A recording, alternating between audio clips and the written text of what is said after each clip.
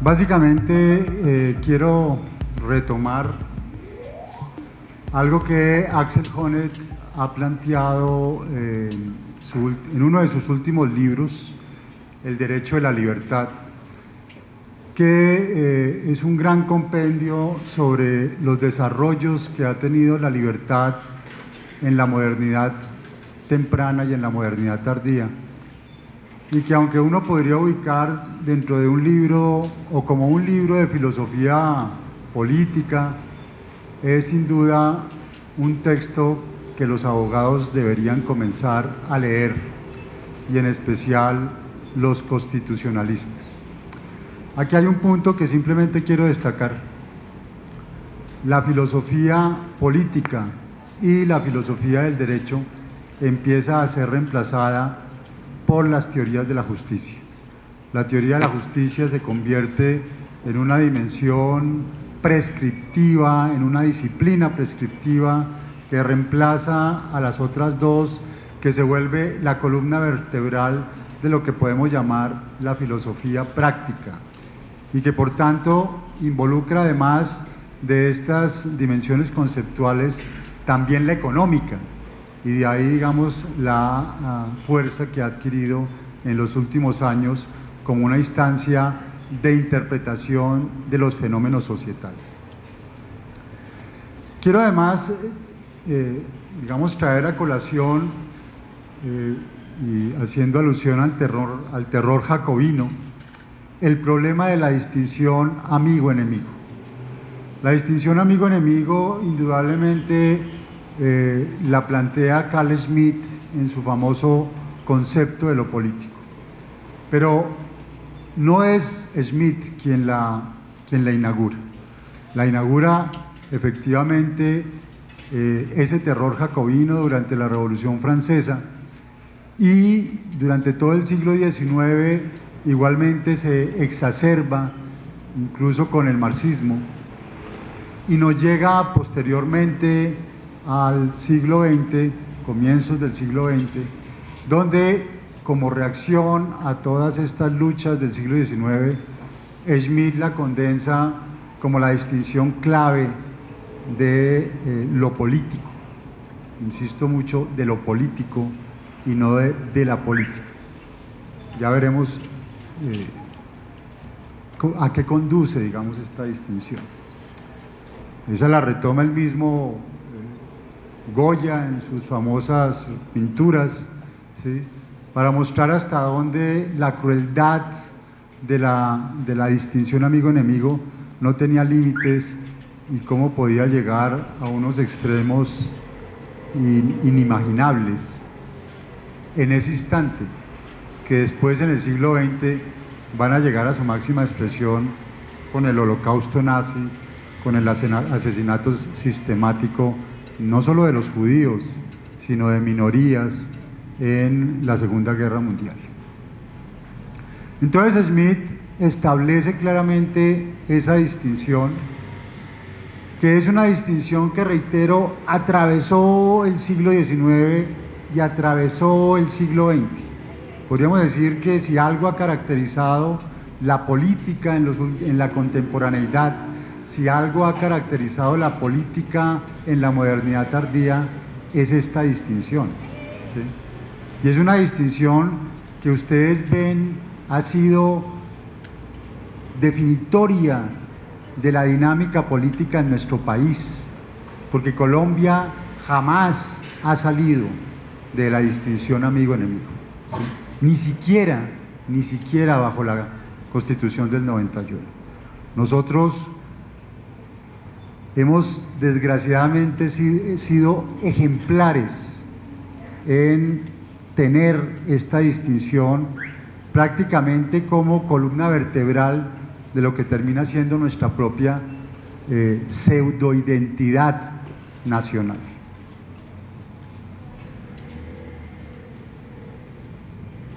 La democracia, además, lo retoma Dahl, ha tenido varias oleadas. El modelo protector, 1928-1936, el modelo clásico.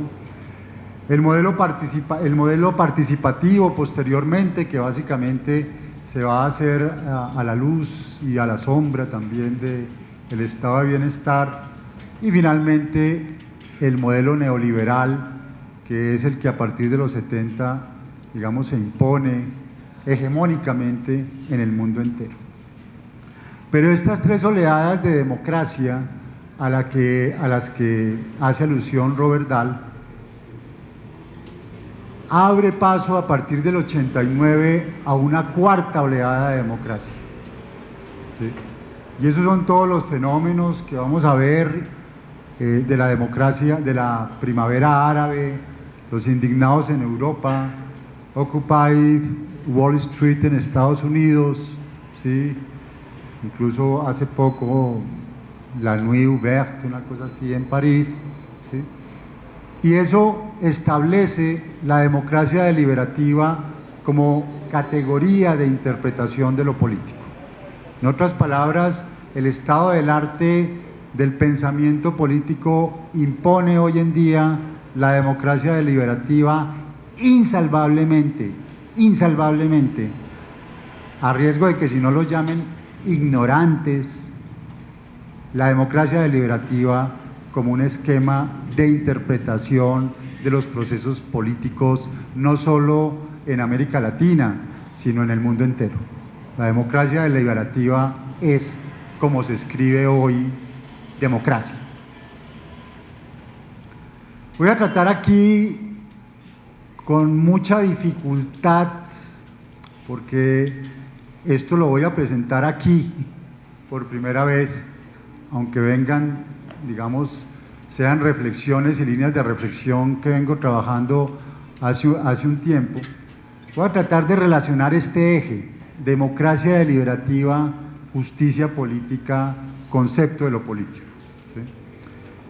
De ahí que, excúsenme ustedes que haga de pronto unos saltos un poco bruscos, pero lo que me interesa hoy es que ustedes por lo menos les quede en el disco duro el eje, así no logre articularlo plenamente, que les quede más o menos fijado los elementos de cada uno de estos aspectos. Y voy a tratar de ilustrar a lo largo de esta presentación esta hipótesis de trabajo. La justicia como instancia de corrección del derecho positivo se desplaza desde las virtudes, como lo fuera en la antigüedad, el medioevo y la modernidad temprana, a la justicia política, con Rawls particularmente, y posteriormente a la justicia constitucional con Habermas. Sin embargo, este desplazamiento impone la definición sobre el contenido específico de la misma, de tal suerte que la distinción amigo-enemigo, propia de la modernidad tardía, que se cuela, pese a su buena voluntad, en los intersticios del neoconstitucionalismo liberal, vamos a ver ahí a Newman y Kirchheimer, pueda dar paso a una concepción de democracia radical y postfundacional, en clave incluso decolonial, que garantice, más allá del pluralismo formal temprano moderno, un pluralismo razonable de las diversas formas de vida contrahegemónicas que luchan por su reconocimiento y alternancia en el poder en sociedades en conflicto. Vamos a ver si logro ilustrar esa hipótesis de trabajo. Intentaré seguir, en el marco de lo que el tiempo me permita, este itinerario.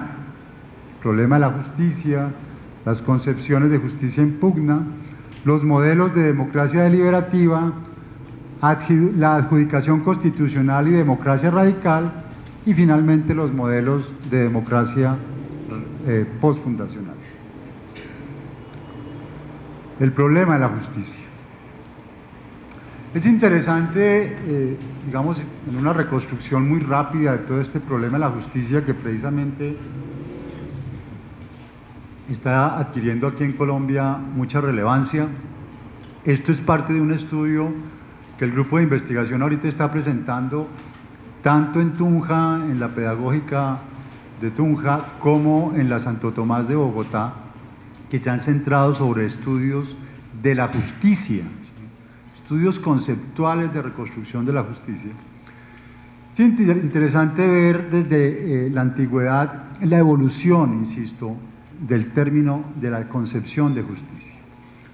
Aquí les traigo a colación la alegoría de la caverna, porque ustedes recuerdan que en ella Platón, pues estamos en la caverna, salimos de la caverna, nos damos cuenta que lo que veíamos eran meras sombras y al final salimos y vemos que el mundo de las ideas es el mundo real, y en ese mundo de las ideas el sol representa, creo que tendrían que apagar con estas luces para que vean mejor. El sol representa la idea de bien, la idea de bien. Pero cuando ustedes le preguntan a Platón, ¿y qué es el bien?, Platón no define la idea de bien, no precisa la idea de bien. Y no la precisa porque precisamente esa es la idea de bien de la parroquia, de los pueblitos, ¿sí? Esa es la idea de bien que no tiene que problematizarse ni tematizarse, es una idea de bien aproblemática y atemática, la de los pueblos.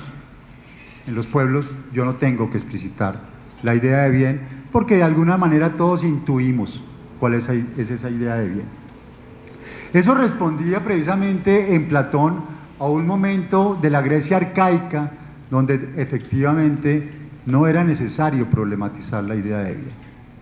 Pero aquí en el fresco de Rafael, precisamente, donde Platón aparece señalando arriba y Aristóteles abajo, ya podemos marcar la ruptura de la idea de bien que se da en la Grecia antigua.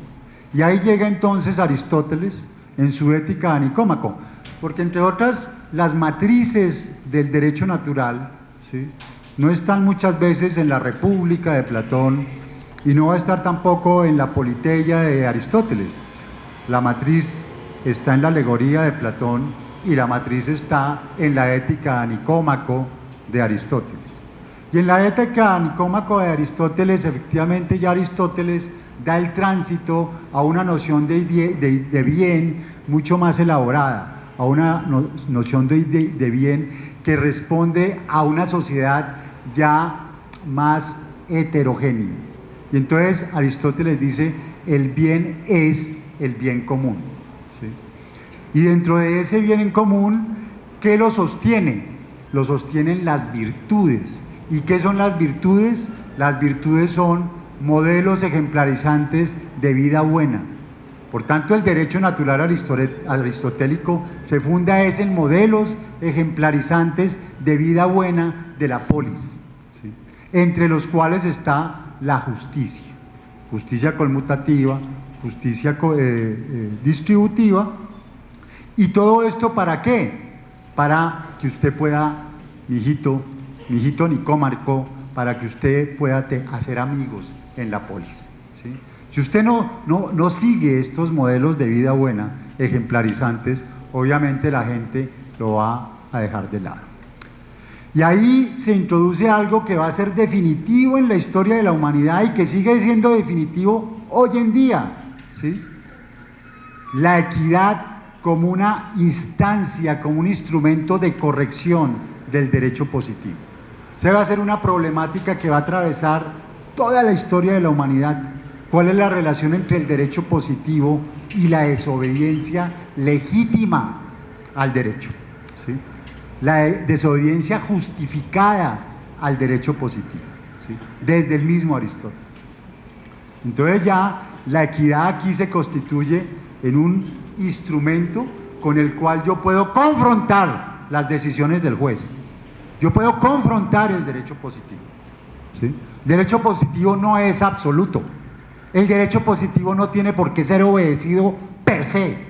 Hay una instancia de corrección que si ese derecho positivo no sigue el bien común, no garantiza el bien común, la comunidad puede entonces revertir la decisión del juez. Y eso lo entiende Tomás de Aquino, compañeros católicos y cristianos, y incluso lo establece de una manera mucho más concisa, precisa. ¿Sí? Usted, la ley humana puede ser una ley legal en concordancia con el derecho natural, pero también hay una ley positiva corrupta. Y usted, se adelanta a Kant, tiene el deber de desobedecerla. ¿Sí? El deber de desobedecerla. Usted como católico, como cristiano, va a decir Tomás de Aquino, no puede obedecer, so pena de estar pecando, una ley injusta, una ley corrupta. Pero fíjense que en todo caso, hasta aquí la justicia ha gravitado en torno a las virtudes, como modelos ejemplarizantes de vida buena, ya sea en la Grecia antigua, ya sea en el medioevo, para la comunidad de santos, para la comunidad cristiana, católica posteriormente. Y aquí empieza, digamos, con el justnaturalismo moderno, se produce un giro muy complicado, porque Kant, además de establecer unos principios universales a los cuales en todo caso el derecho tiene que remitirse, no quiero, digamos, entrar a profundizar eso, cierra el liberalismo con una maldición, cierra el liberalismo básicamente diciendo no hay posibilidad de desobediencia al derecho, no hay posibilidad de desobediencia a la ley. ¿Sí? Hay posibilidad de desobedecer al tirano, pero no hay posibilidad de desobedecer al derecho. Esto es lo que más tarde va a llamar Hart, las órdenes respaldadas por amenazas. Y esa herencia del liberalismo clásico, de Locke, de Rousseau y de Kant, ¿quién la va a recoger? La va a recoger precisamente Kelsen. Entonces, todo el positivismo jurídico liberal, en el primer Kelsen, porque hay dos Kelsen, en el primer Kelsen va a quedar resumido básicamente en la imposibilidad de desobediencia legítima al derecho. El derecho, por tanto, se impone como una decisión que no puede ser cuestionada por la sociedad. ¿Sí? Y esa decisión es la que va a enmarcar, ese planteamiento va a enmarcar en parte las polémicas que va a tener Kelsen con Schmitt, que son dos. Y las dos se las gana Schmitt a Kelsen. La primera es quién es el guardián de la Constitución. ¿Sí? Y el argumento, como bien más o menos lo sugirió Leonardo, va a ser, es lo que se va a llamar, eso se va a llamar democracia plebiscitaria. ¿Sí? Este es el modelo de democracia plebiscitaria fascista. ¿Sí? El modelo que aquí también se impuso con el estado de opinión del innombrable.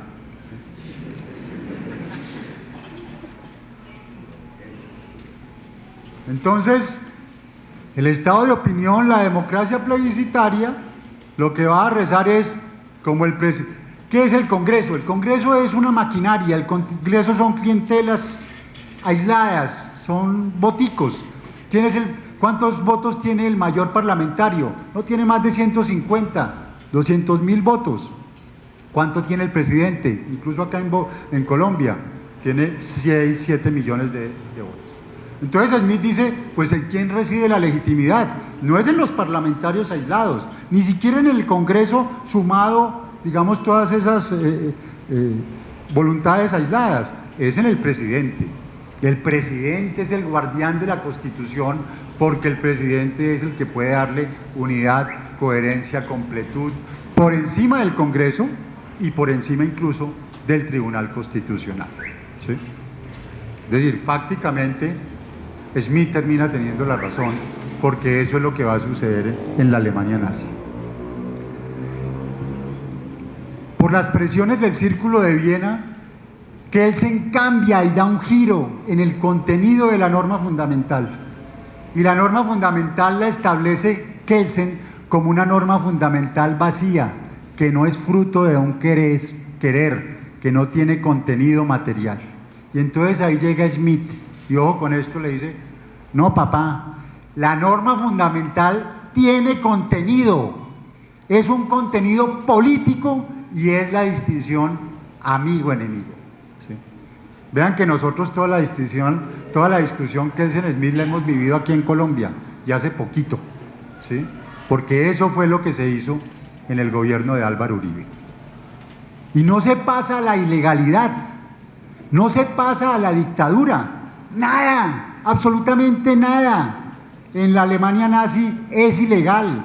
Y el argumento de los criminales de guerra en Nuremberg, ¿cuál fue? Somos inocentes porque actuamos en derecho, porque actuamos legalmente, ¿sí? Hasta que los condenan, su argumento fue, habían actuado legalmente. Y cuando los militares van donde los jueces a decirles, miren, se están produciendo asesinatos masivos en Alemania, los jueces les van a decir, ay sí, pero qué pena, es que aquí ya está, eso está normado, por tanto eso es legal. Y son los militares los que van donde el Vaticano, y el Vaticano Pío XI o Pío XII, no recuerdo, se queda callado. Recuerden que antes de morir Juan Pablo II, de lo mejor que pudo haber hecho fue haber pedido perdón público por el silencio de la Iglesia Católica ante el genocidio de los nazis. La Iglesia Católica cayó, se quedó callada frente al genocidio que fue la Iglesia la primera en conocer. Pero Smith se la gana aquí también a Kelsen. La norma fundamental tiene un contenido político. Político. No se les olviden, abogados. La norma fundamental tiene un contenido político, no jurídico. ¿Sí? Y ahí viene la reacción después de la Primera Guerra. ¿Cuál es el recurso ante el derecho injusto? Y ahí viene toda una interesante reflexión que empieza con Radbruch, y es que por encima del derecho positivo tiene que haber un derecho supralegal que va a remitir finalmente a la jerarquía de valores de Max Scheler. Esta es, digamos, esto es lo que ya configura el neojusnaturalismo laico, kantiano, neocantiano, frente a lo que más tarde será el neojusnaturalismo confesional de McIntyre y de Phillips. Y en este contexto llega Hart. El concepto de derecho lo que va a plantear es la regla de reconocimiento, es el fundamento de un orden normativo, pero la regla de reconocimiento tiene dos lecturas. La lectura del punto de vista interno, que predica la validez del ordenamiento. Listo, señores abogados, ustedes van a predicar la validez del ordenamiento, pero Hart les quita la potestad que había tenido el derecho hasta ese momento de predicar la legitimidad y de predicar la eficacia del ordenamiento. El derecho no puede predicar legitimidad y eficacia de la regla de reconocimiento. Eso es la sociedad la que lo puede predicar. Ustedes predican la validez, ustedes se quedan en los textos legales y constitucionales, pero es la sociedad, es el observador del sistema jurídico el que va a predicar si esa norma es legítima y si esa norma es eficaz. ¿Sí? Ya no son los abogados, ya no es el sistema jurídico, es la sociedad, porque la regla de reconocimiento tiene que tener un pie en el derecho, pero tiene que tener otro pie en la sociedad. Y él le pone un tercero en lo que va a llamar el derecho mínimo natural. Si esa regla de reconocimiento no cumple unos mínimos de lo que llama, después lo controvertirá el mismo Finis y McIntyre, un derecho mínimo natural, porque estos van a decir que eso no es derecho mínimo natural. Si el derecho no cumple esos preceptos, entonces es justo levantarse contra el derecho. Y Hart entonces en el concepto de derecho vuelve a reeditar la posibilidad legítima de desobediencia justificada al derecho. Y lo hace precisamente para confrontar, discutiendo con Austin, pero todo le caía era a Kelsen de que el derecho estuviera reducido a órdenes respaldadas por amenazas. El derecho no puede ser solamente coacción. Y ahí viene entonces el giro de Kelsen, que ya había publicado en el 60 su segunda versión de la teoría pura del derecho, dándole toda la potestad al juez, ¿sí? Diciéndole al juez: usted es plenamente discrecional, como en los ordenamientos anglosajones, como en el common law. El derecho continental es lo mismo que el derecho del common law, que el derecho anglosajón. El juez es creador de derecho, de normas generales, de normas particulares, que volvamos a repetir un holocausto como el alemán, como el nazi, ¿sí? Pero no cambia su doctrina de la norma fundamental, no la cambió.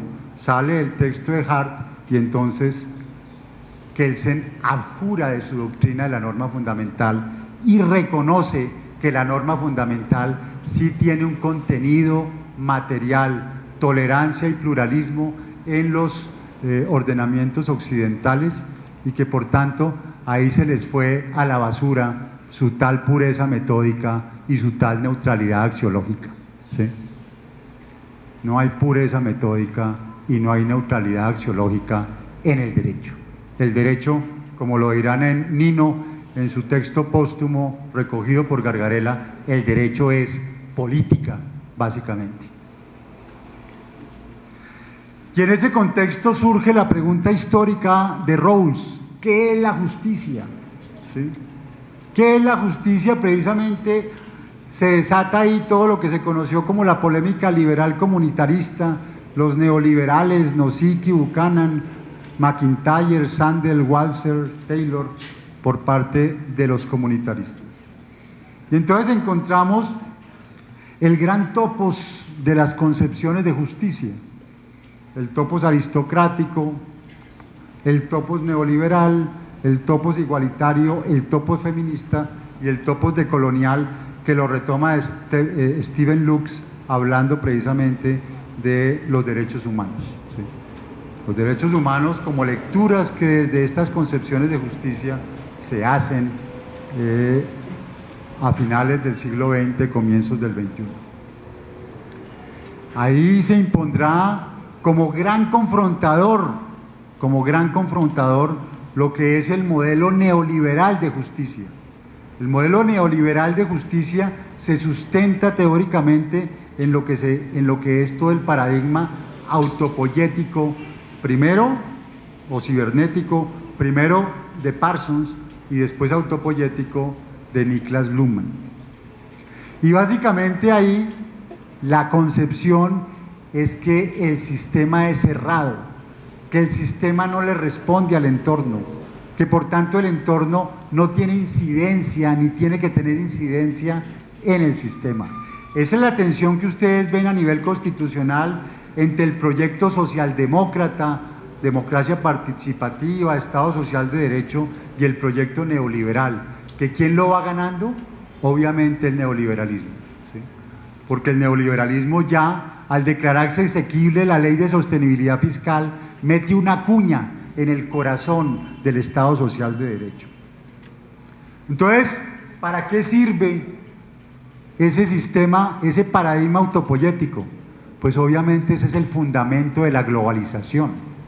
Entonces, cuando ustedes hablan de globalización, si no conocen realmente el esquema autopoyético de Luhmann, realmente no van a comprender cuáles son los alcances de la globalización, porque la globalización lo que hace es imponer en los contextos locales un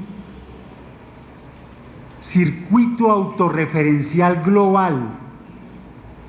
Recuerden los TLCs, que imponen sus condiciones en los contextos nacionales. Ese es el modelo de democracia sistémica de Niklas Luhmann, un modelo de sistemas autopoyéticos, ¿sí? La salud, la educación pública, compañeros, la educación pública absolutamente autopoyética, ¿sí? Que empieza a ser y tiene que ser autofinanciada. Todos esos son conceptos de un paradigma luhmanniano que se toma la sociedad en su conjunto. Y todos los modelos que ustedes van a ver, neoliberales, liberales, Dahl, Lipset, Nozick, Buchanan, Weber, Schmitter, Bobbio, el mismo Bobbio, Sartori, Liebhardt, todos esos modelos se explican en últimas por un modelo de democracia sistémica, por un paradigma autopoyético luhmanniano. Todas estas son variaciones sobre el mismo tema. Entonces ahí el concepto de lo político se vuelve un sistema autorreferente, ya no es el amigo enemigo, ya es el sistema autorreferente que se impone dentro de la lógica amigo-enemigo, que se impone dentro de la sociedad. O sea, ¿cuál es nuestro enemigo, compañeros? ¿Sí? Nuestro enemigo es realmente la lógica sistémica en las cuales nosotros no tenemos figuración, ¿sí? Nosotros simplemente somos una variable desechable. Entonces, esa democracia sistémica neoliberal exacerba la distinción amigo-enemigo. Y entonces ahí entran los modelos de democracia deliberativa, que son plurales, ¿no? ¿Sí? Obviamente ahí lo veremos inmediatamente.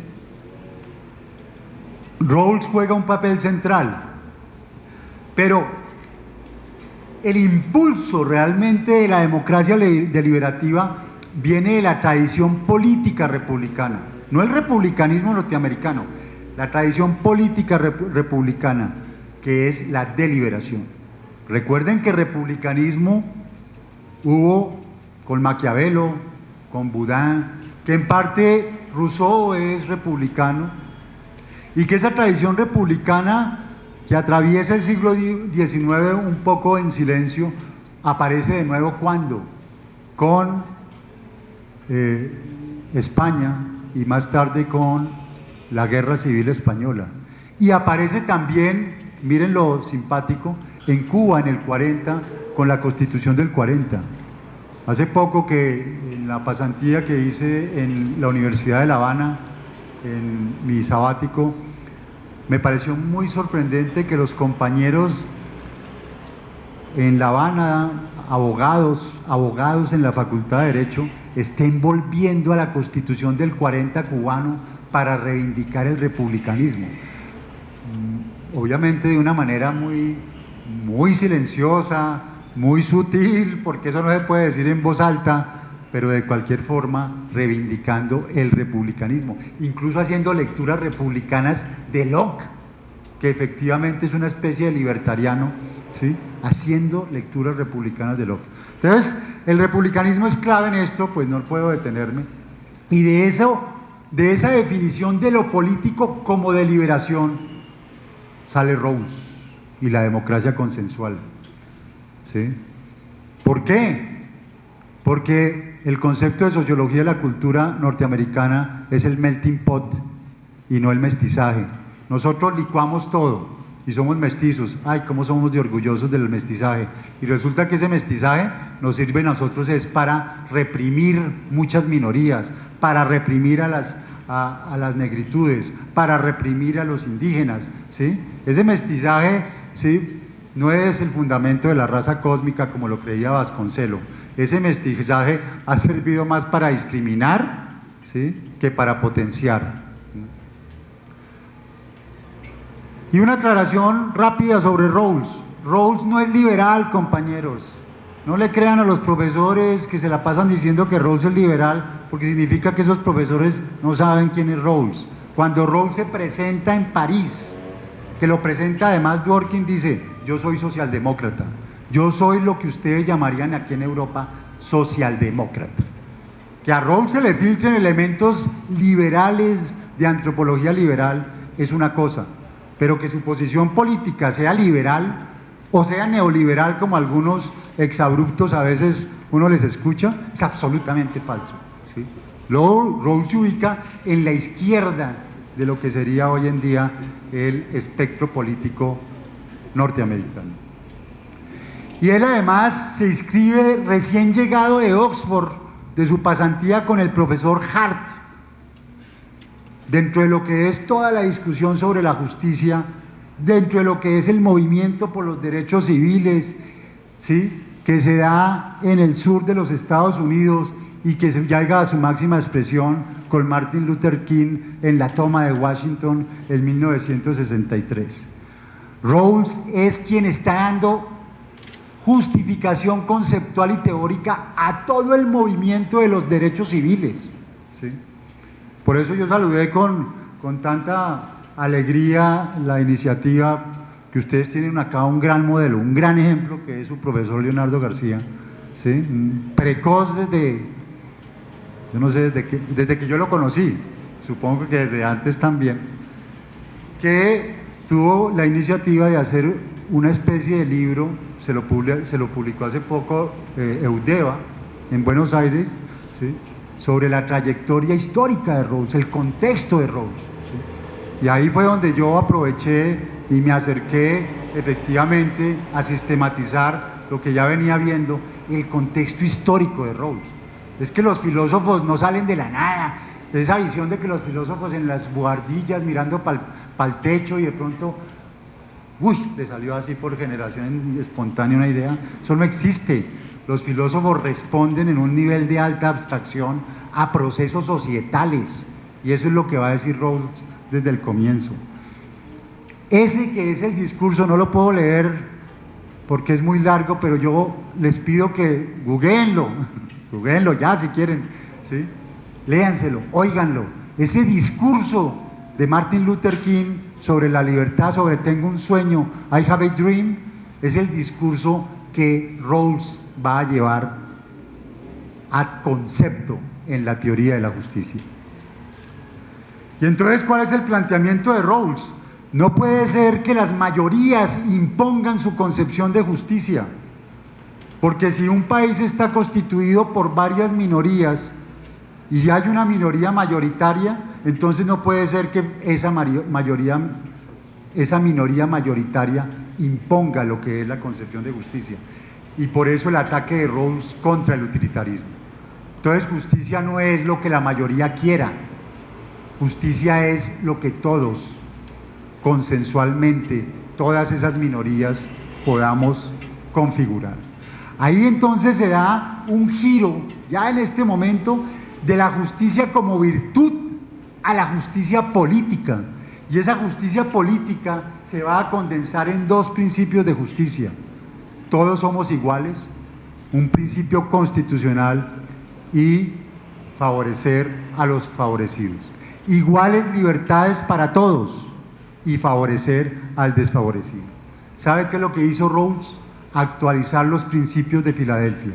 Todos somos iguales y los que no somos iguales no tenemos que ser tratados como iguales, que ya no le estaba sirviendo a los jueces. En Estados Unidos, Rawls le enseña a los jueces, y estas son palabras de Dworkin cuando presenta a Rawls en París, ¿sí? La influencia y el impacto de Rawls no fue en las facultades de Derecho, no fue en las facultades de Filosofía, fue en los jueces, porque les enseñó cómo actualizar los principios de Filadelfia. Ese es el contenido que le va a decir Rawls a Smith de la norma fundamental. No es la distinción amigo-enemigo, es iguales libertades para todos, favorecer al desfavorecido.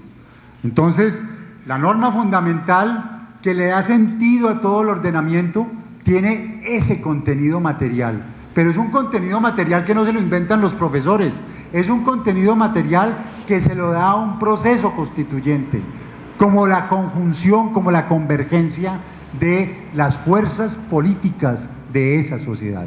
Iguales libertades para todos, favorecer al desfavorecido.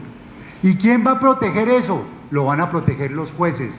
Y ahí se resuelve el problema contramayoritario, porque los jueces van a resolver el consenso frente a las mayorías legislativas. Los jueces son los que van a defender el consenso frente a las mayorías legislativas, y por eso consenso mata mayorías, consenso mata mayorías, ¿sí? Porque fue el consenso de todos versus las mayorías legislativas, que él les dice, van a querer tumbar el consenso permanentemente.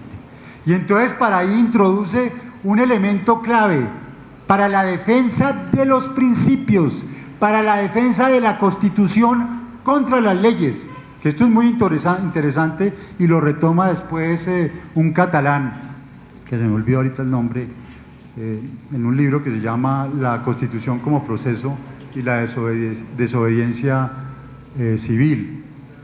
José Antonio Esteves, exactamente, muchas gracias. Y entonces él va a decir, esto es la posibilidad de desobediencia legítima contra las leyes en defensa de la Constitución. Pero Rawls, que ha retomado la tradición de desobediencia civil norteamericana, va más lejos, ¿sí? E introduce el equilibrio reflexivo como la posibilidad incluso de cambiar el ordenamiento. Eso es lo que nosotros llamaríamos una asamblea constituyente. La posibilidad incluso a través de equilibrio reflexivo de que podamos cambiar los mismos principios de justicia. Viene después el giro comunitarista, las influencias de Hegel, de Marx, del republicanismo anglosajón que dan nacimiento al liberalismo político. Liberalismo político puede parecer contradictorio, es un factum, es la lectura sociológica de Rawls. Las sociedades fracturadas, las sociedades complejas, las sociedades heterogéneas tienen que ser necesariamente liberal políticas, es decir, tienen que manejarse por consenso, porque si no hay consenso, esa sociedad revienta tarde o temprano.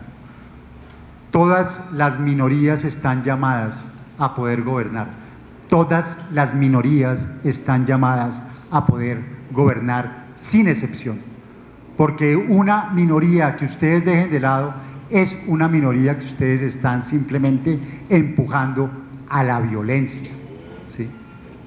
Eso es para que lo recordemos hoy en medio del proceso de paz. Si hicimos un proceso de paz para otra vez empujarlas a la violencia, ¿qué sentido tuvo el proceso de paz, compañeros? ¿Sí? Eso es un mínimo de la modernidad, ¿sí? Entonces aquí plantea el consenso entrecruzado, y ese consenso entrecruzado, que es el gran acuerdo societal, es entonces el que va a definir, más allá de los principios de justicia, y era Rawls, la concepción política de justicia de una sociedad. Voy rápido porque no quiero tomarme mucho tiempo, pero de ese concepto entrecruzado, reitero, ya se consagra el giro de la justicia como virtud a la justicia política, ¿sí? Señores naturalistas, señores creyentes, señores confesionales, les informo, no nos vuelvan a hablar de justicia como virtud, más que para reconstruir el estado del arte. Hoy en día justicia es justicia política, les dirá Rawls. Y seguimos, no me detengo ahí, lo político como consenso. Este autor, Hoffe, googleenlo, justicia política. Y entro acá a un punto, digamos, los abogados, miren, estos autores no los conocimos en Colombia, no nos lo mostraron los maestros, el profesor Hoyos, el profesor Jaramillo, no nos lo mostraron, y estos son los abogados de la Escuela de Frankfurt. Ellos hicieron una pelea contra Smith. Es extraño porque todos los de la Escuela de Frankfurt no pelearon directamente con Smith, nunca lo confrontaron. En cambio, Newman y Kirchheimer, que son además quienes apoyan a los fiscales en los juicios de Nuremberg, sí confrontan a Smith. Y lo confrontan con un elemento, esto fue, digamos, el concepto crítico de los padres fundadores de la Escuela de Frankfurt, pero estos autores son como el eslabón perdido entre la primera escuela y la segunda escuela, porque uno nunca entendió por qué Habermas empezó a orientarse por este lado político, por este lado incluso jurídico. ¿Qué había pasado? Bueno, el eslabón perdido eran Newman y Kirchheimer. Y Newman y Kirchheimer, me voy a detener solo ahí, hacen una crítica a Smith y hacen una crítica del constitucionalismo liberal. Y van a decir, mire, el constitucionalismo liberal peca de cándido, porque en el corazón de la ley se esconde la distinción amigo-enemigo. ese formalismo del derecho, ese formalismo que a veces el mismo constitucionalismo tiene que reivindicar por encima de lo político, ahí el gusano de la distinción amigo-enemigo está presente. Y ustedes lo están viendo así soterradamente, sutilmente, en las últimas decisiones de la Corte Constitucional. El gusanito de la distinción amigo-enemigo, de leyes y de precedentes de la misma Corte, que está constituido por magistrados elegidos por un Congreso determinado, por un Congreso político, ese gusanito se filtra y por la figura del presidente vuelve a aparecer y vuelve a ser restrictivo. ¿Sí? Entonces, Newman y Kirchheimer ponen el acento y dicen: ojo, señores constitucionalistas, ojo, porque si ustedes realmente no le ponen más énfasis a lo político que a lo jurídico dentro de la decisión constitucional, ustedes pueden cometer y pueden preservar esa distinción amigo-enemigo de carácter autoritario y de carácter incluso discriminatorio. Y ahí entonces saltamos ya a Habermas. Habermas va a consagrar un segundo giro en la concepción de justicia, la justicia constitucional. Ya ni siquiera es la justicia política, sino la justicia constitucional. Habermas hace un giro además en los 60, abjura de la filosofía, dice, ¿de cuál filosofía? De la filosofía analítica. Dice: la filosofía analítica no me sirve, voy a adoptar la sociología reconstructiva como modelo de interpretación societal. Hace un diagnóstico sobre el derecho el más agudo, sociojurídico, que la modernidad tardía haya tenido. Muestra cómo en un tercer momento, donde el sistema se toma el mundo de la vida, ese sistema lumaniano que les acabo de mostrar, el derecho se vuelve instrumento de cosificación. El derecho es el mandadero, así el mandadero, para cosificar el mundo de la vida. Lo plantea históricamente: Estado burgués de derecho, Estado democrático de derecho, y la hornada de juridización, el tsunami de juridización que se acaba de tomar el mundo de la vida. ¿Cuál es?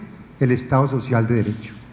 Con toda la buena voluntad del constitucionalismo, al constitucionalizarse la vida cotidiana, el derecho terminó tomándose todo el mundo de la vida.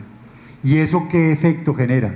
La frialdad de las relaciones sociales, el que cambiemos tradiciones vivas, símbolos, incluso modelos ejemplarizantes de vida buena por normas jurídicas.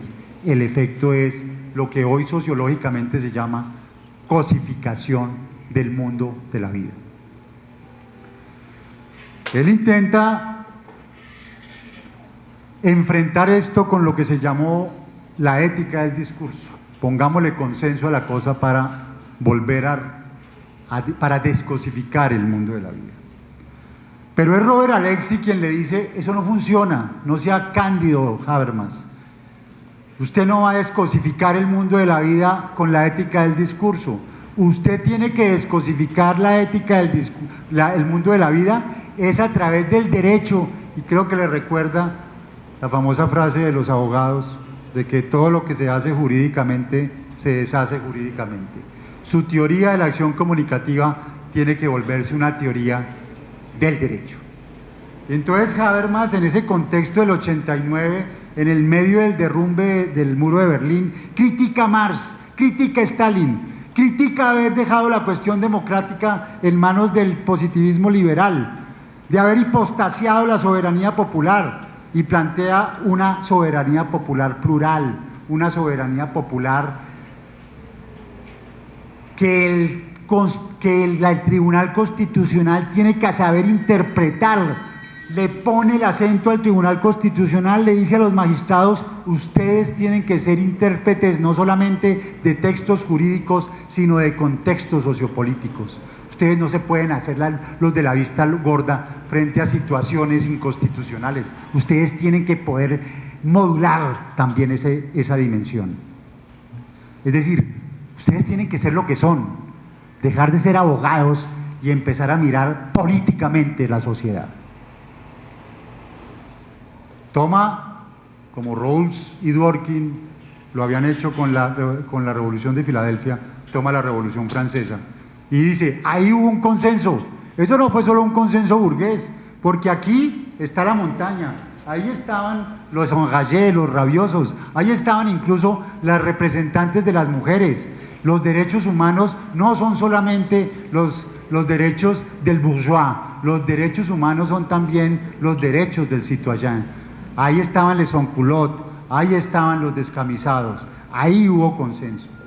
Y a partir de ahí plantea, digamos, que la justicia es básicamente la orientación prescriptiva, normativa de la justicia es justicia para todos, justicia para todos. Y entonces muestra en la situación actual de la teoría del derecho quién está representando eso, ¿sí? ¿Quién está logrando representar que la justicia sea efectivamente y garantice decisiones justas para todos y no decisiones buenas para algunos? Y ojo, dice Dworkin con su respuesta correcta, garantiza decisiones justas para todos, una perspectiva deontológica del derecho. Lo malo es que Dworkin es un pequeño tirano, un pequeño dictador, el juez Hércules se vuelve solito, así no hace caso a nadie, una decisión monológica. Alexis corrige eso, reglas de la argumentación jurídica, reglas dialógicas, pero el problema de Alexis es su teoría de la ponderación, porque la teoría de la ponderación propicia decisiones buenas para algunos. Y entonces ahí coge la teoría de la decisión, de la ponderación de Alexis y muestra que es una teoría que tiene ese sesgo de decisiones buenas para algunos. Entonces vamos a ir a estudiar el Tribunal Constitucional Alemán. Vamos a estudiar el Tribunal Constitucional Alemán. Y se llama Crítica de trabajo de la metodología, crítica de la metodología de trabajo del Tribunal Constitucional Alemán, capítulo 6 de facticidad y validez. Y entonces muestra que el Tribunal Constitucional Alemán, Habermas es alemán, ¿no? Supongo que ustedes ya lo saben. Entonces, sin nada de chauvinismo, no entra a reivindicarlo, sino a mostrar que ese tribunal propicia decisiones buenas para algunos. Por eso a Habermas lo odian en la Corte Constitucional nuestra, porque ese capítulo se podría llamar Crítica de la metodología de trabajo de la Corte Constitucional colombiana, tal cual. Simplemente tendría que cambiarle el título. Entonces va a la Corte Suprema de Justicia norteamericana, muestra que hay unos paradigmas de adjudicación constitucional, un liberal formal, un republicano no del partido, sino de la tradición republicana. Él dice, yo me identifico con el republicano porque garantiza más deliberación pública, pero el problema de ese republicanismo es que etitiza la vida pública. ¿Qué significa etitizar la vida pública?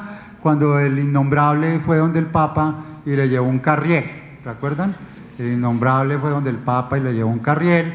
Bueno, compañeros, eso es etitizar la vida pública, porque eso es propio de Letos, digamos, de la Gran Antioquia, el carriel, pero no es símbolo del resto de Colombia. Nadie en el resto de Colombia, me excusan si hiero susceptibilidades, va a defender el carriel como símbolo de su región. Pregúntenle a los santanderianos y verán lo que dice. Entonces, Habermas, ¿qué dice? Vea, señor juez constitucional, usted tiene que aprender es básicamente, y eso es gracias a Nancy Fraser, que la política se mueve así. Eso es el sistema político. Entonces, hay un centro administrativo y hay una periferia interna. La periferia interna son los gremios, esa es la sociedad civil kantiana. Pero resulta que hay una sociedad civil hegeliana, señor magistrado. Es que la sociedad civil no solamente está en los almuercitos a los que los invitan y en los cócteles a donde va a tomar whisky, ¿sí? Y donde se encuentra con los otros magistrados y con las personas importantes del país.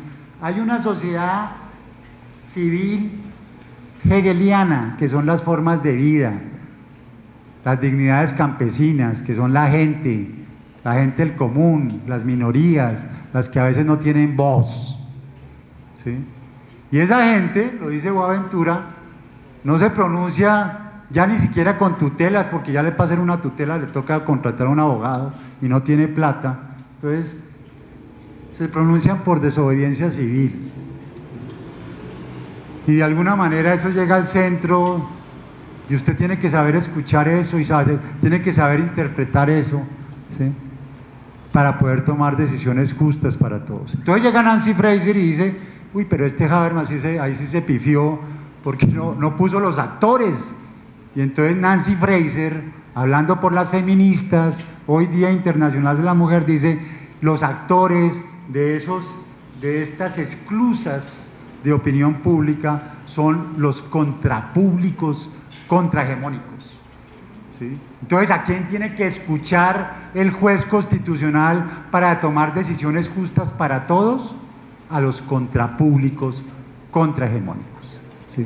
El juez tiene que saber sentir, el juez tiene que saber oír, el juez tiene que saber integrar a esos públicos contrahegemónicos. Eso es lo que va a garantizar decisiones justas para todos y no decisiones buenas para algunos. Eso es lo que le está diciendo Habermas a los magistrados del Tribunal Constitucional.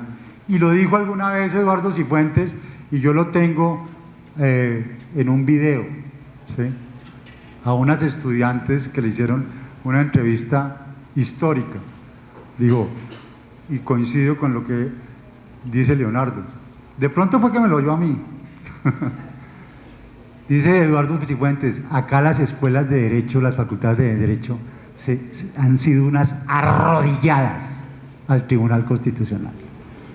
Se han plegado a la Corte Constitucional, y lo que la Corte Constitucional necesita es una academia crítica, no una academia arrodillada. Y lo que uno ve muchas veces en colegas es que como están aspirando a llegar, así sea como magistrados auxiliares, a la Corte Constitucional, no permiten la crítica ni siquiera de los estudiantes. Eso es absolutamente inético, ¿sí? Inético dentro del salón de clases, pero también inético en el conjunto de lo que es un sistema político. Entonces ahí el concepto de lo político, modulado por las feministas, es democracia radical, coaflujos de opinión pública contrahegemónica, que viene a complementar el patriotismo de la Constitución de Habermas, ¿sí? Porque entre otras, otra vez, para oídos del innombrable, que aquí los tiene, el único patriotismo que uno puede defender es el de la Constitución, no el de la patria, de mano en pecho. Esa es la patria caníbal, es el patriotismo de la Constitución.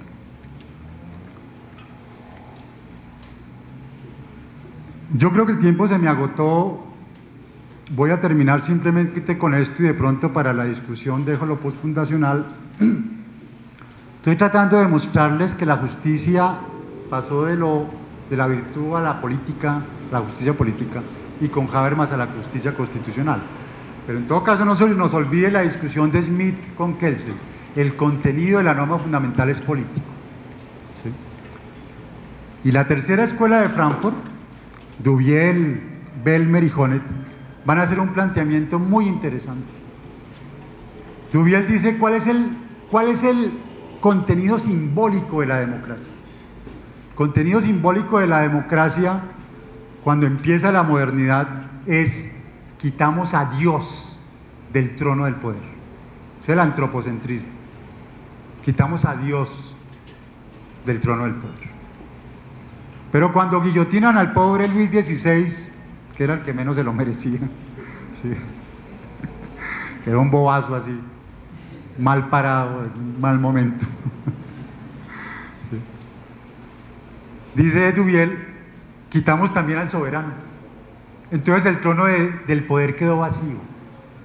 El trono de poder, el símbolo de la democracia es un trono vacío. Pero ¿quién llena ese trono vacío? Entonces llega Albrecht Belmer, y dice, eso solo lo puede llenar una eticidad democrática.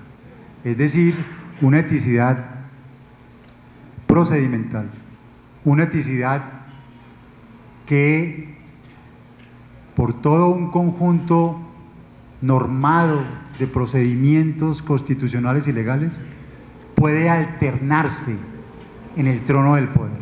Esto va para Maduro en Venezuela. El trono del poder está abierto a la alternancia democrática. En el trono del poder jamás será legítimo que nadie se quede sentado per se. El trono del poder de la democracia, el poder simbólico de la democracia, y que no es democracia liberal, que es simplemente democracia que ha sido una bandera revolucionaria desde el comienzo de los tiempos, es la alternancia en el poder. Y ese es el concepto de lo político, el concepto crítico de lo político de esa tercera escuela de Frankfurt. Bueno, lo dejo ahí, de pronto en la discusión podemos profundizar lo de los modelos postfundacionales. Muchas gracias.